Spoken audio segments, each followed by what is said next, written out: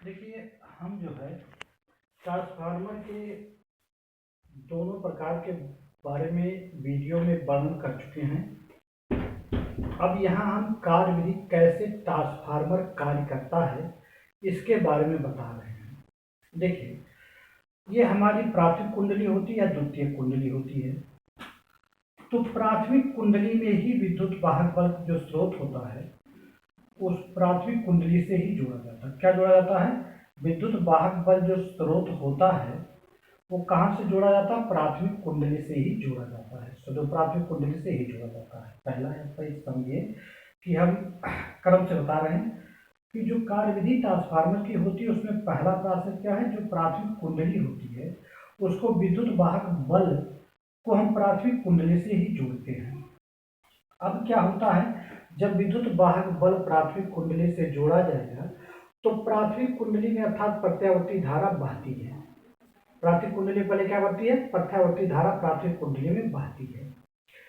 और जब धारा बहती है तो धारा के प्रत्येक चक्र में एक कोड जो होता है लोहे के, नर्म लोहे का एक पट्टी रखी जाती है, तर के ऊपर रखी जाती है। तो प्रत्येक चक्र में क्रोड एक बार एक दिशा में चुंबकित होता है और दूसरी बार जब दूसरा चक्र आता है तो दूसरी दिशा में चुंबकित होता है, क्योंकि जो प्रत्यावर्ती धारा चलती है चक्र में चलती है। तो आप देखिए, जब इसमें प्रत्यावर्ती धारा प्राथमिक कुंडली में प्रवाहित की जाएगी तो ये जो नरम लोहे का क्रोड है तो एक चक्र में जो एक बार चुंबकित होगा एक दिशा में और दूसरे चक्र में दूसरी दिशा में क्या होता है? चुंबकित होता है। क्रोड जो है चुंबकन का गुण जाता है। जब धारा प्रवाहित जाती है तो लोहे के जो क्रोड होता है नरम पदार्थ का, तो इसमें चुंबकन का गुण आता है। तो एक चक्र में एक दिशा में चुंबकित होता है, दूसरे चक्र में दूसरी दिशा में चक्रित होता है, क्योंकि प्रत्यावर्ती धारा ऐसे चलती है, एक साइकिल में चलती है, ये साइकिल में चलती है। तो एक चक्र में जो है एक दिशा में चुंबकित होगा, दूसरे चक्र में दूसरी दिशा में चुंबकित होता है। पहले में क्या होता है, प्रत्यावर्ती धारा जो प्राथमिक कुंडली होती है विद्युत स्रोत उसी से जोड़ा जाता है, विद्युत भार बल उसी से जोड़ा जाता है। तो जब विद्युत मतलब प्रत्यावर्ती धारा प्राथमिक कुंडली में प्रवाहित होती है तो इस चक्र में चलती है, तो एक चक्र में आपका एक दिशा में कुंडलित होगा एक क्रोड और दूसरी दिशा में जो है दूसरी दिशा में कुंडलित चुंबकित होता है। अब क्रोड जो होता है एक प्रत्यावर्ती क्या उत्पन्न होता है? चुंबकीय क्षेत्र। देखिए, एक बार चुंबकन होगा फिर आपका यह बंद हो जाएगा, फिर चुंबकन होगा फिर बंद हो जाएगा। तो इससे जो क्रोड में होता है क्या उत्पन्न होता है? प्रत्यावर्ती जो है चुंबकीय क्षेत्र उत्पन्न हो जाता है। जब चुंबकन होगा तो जब चुंबक रहेगा तो उसके चारों चुंबकीय क्षेत्र उत्पन्न होगा।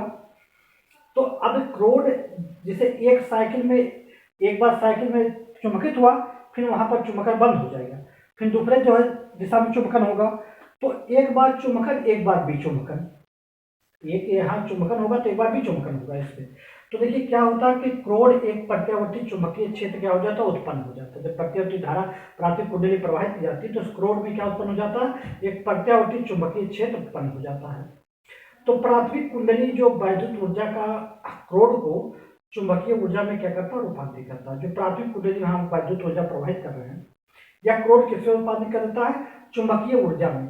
ये क्रोड जो होता है हमारा किसमें रूपांतरित कर देता है? चुंबकीय ऊर्जा में रूपांतरित कर देता है। देखिए, प्राथमिक कुंडली में जब हम विद्युत ऊर्जा प्रवाहित करते हैं तो यह क्रोड किसमें बदलता है? उसको चुंबकीय ऊर्जा में यह क्रोड हमारा बदल देता है, तो चुंबकीय ऊर्जा में रूपांतरित कर देता है। अब देखिए, जो द्वितीय कुंडली लिपटी होती है तो उसका क्रोड जो लिपटा होता है तो क्रोड एक बार चुंबकन होगा एक बार क्या हो जाएगा? विचुंबकन होगा।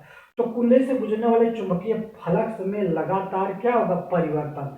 देखिए, चुंबकन हुआ तो चुंबकीय फ्लक्स बने, जब चुंबकन खत्म होगा तो चुंबकीय फ्लक्स खत्म हो गए। तो चुंबकीय फ्लक्स में लगातार क्या होता है? परिवर्तन होता है। तो चुंबकन या विचुंबकन से चुंबकीय क्षेत्र में क्या होता है? लगातार परिवर्तन होता है। अब देखिए, अब यह चुंबकीय प्रेरण के द्वारा कारण क्या होता है?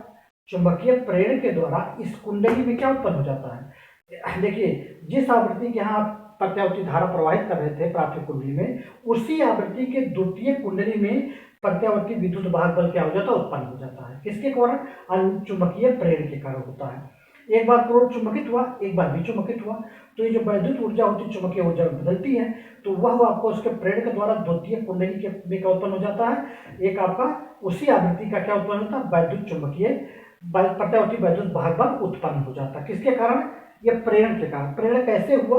एक बार चुंबकन एक बार विचुंबकन, इन्हीं फ्लक्स में बार बार परिवर्तन हो रहा।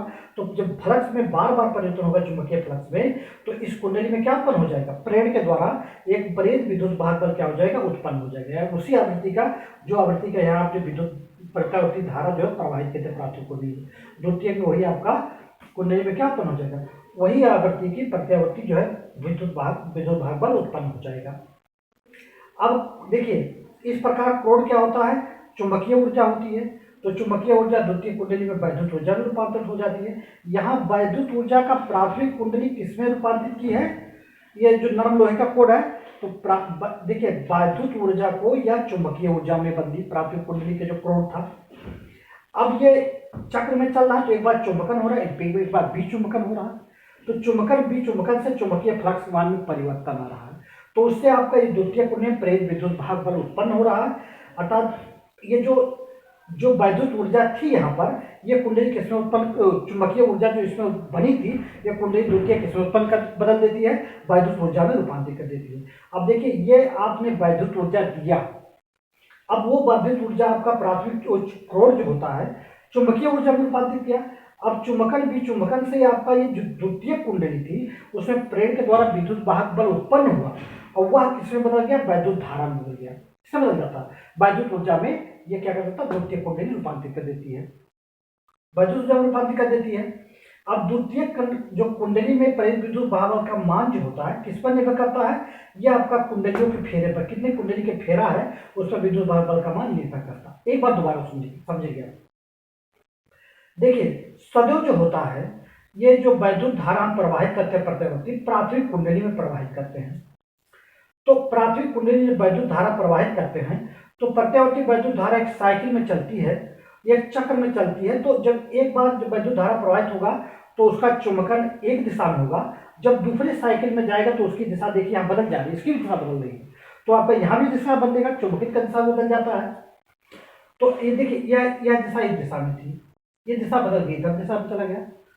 तो अब जब प्रत्यावर्ती धारा बदल रही है, तो प्रत्यावर्ती धारा अपने प्राथमिक कुंडली प्रवाहित किए हैं, तो प्रत्यावर्ती धारा बदलने के साथ साथ या दिशा बदलने के साथ साथ चुंबकन का दिशा भी, चुंबकत्व का दिशा भी इसमें परिवर्तित होता है प्राथमिक कोण में। तो प्रत्यावर्ती धारा प्राथमिक कुंडली में प्रवाहित किए हैं, प्रवाहित करने पर जब प्रत्यावर्ती धारा प्राथमिक कुंडली में प्रवाहित की जाती है, तो अब वह जब प्रत्यावर्ती धारा एक चक्र में होती है तो चुंबकन की दिशा उसी चक्र में होता है। जब प्रत्यावर्ती धारा दूसरे चक्र में होती है तो कुंडली की दिशा दूसरे चक्र में होता है, दूसरी दिशा में होता है। अब देखिए अब इसी द्वारा यहाँ पर चुंबकन परिवर्तित होता है। बाबू चुंबकन में क्या होता है, जो कोण होता है उसका चुंबकन परिवर्तित हो रहा है। तो जब चुंबकन परिवर्तित होता है तो द्वितीय कुंडली से जो लिपटी हुई आपकी क्या होती है, प्रोड़ होती है। तो उस प्रोड़ पर बार बार क्या होता है, चुंबकन या विचुंबकन आपका होता रहता है। जब चुंबकन विचुंबकन होगा तो चुंबक जब हुआ तो फ्लक्स बने, चुंबकीय बल रेखाएं बनी। जब चुंबकन घटा तो चुंबकीय बल रेखाएं खत्म हो गई, तो चुंबकीय फ्लक्स में बार बार परिवर्तन होता है। इससे द्वितीय कुंडली में वैद्युत प्रेरण के द्वारा या चुंबकीय प्रेरण, वैद्युत चुंबकीय प्रेरण के द्वारा इस द्वितीय कुंडली में विद्युत वाहक बल उत्पन्न हो जाता है। और यह जो प्राथमिक कुंडली की धारा प्रवाहित करने पर जो यहाँ पर चुंबकीय क्षेत्र बना हुआ था या चुंबकीय ऊर्जा जो थी या द्वितीय कुंडली में वैद्युत ऊर्जा में क्या हो जाती है, रूपांतरित हो जाती है।